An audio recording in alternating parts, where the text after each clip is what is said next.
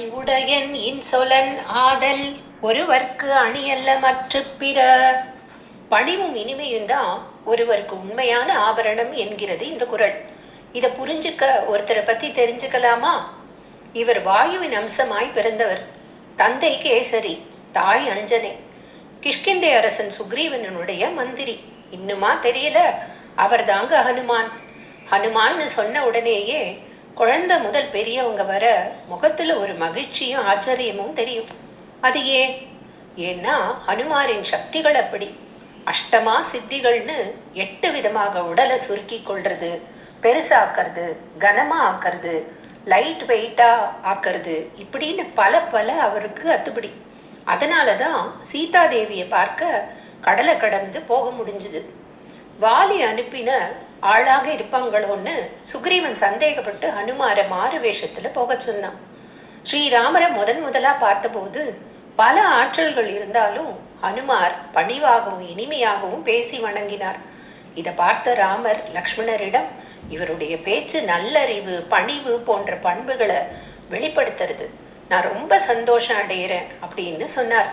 அன்று முதல் ஹனுமார் அவரை விட்டு விலகவே இல்லை.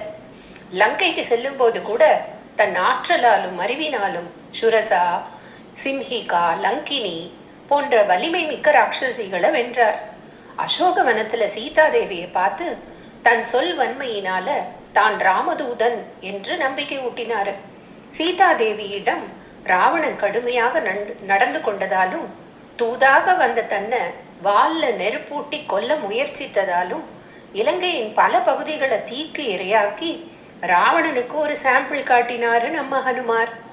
ராவணன் ஒரு சாஸ்திர ஞானி, இசையில தேர்ந்தவன், சிவனிடம் வரம் பெற்றவன், இப்படியெல்லாம் சிறப்புகளை சொன்னாலும் ராமரை ஏமாத்தி அவரது மனைவியான சீதையை திருடி வந்தவன்.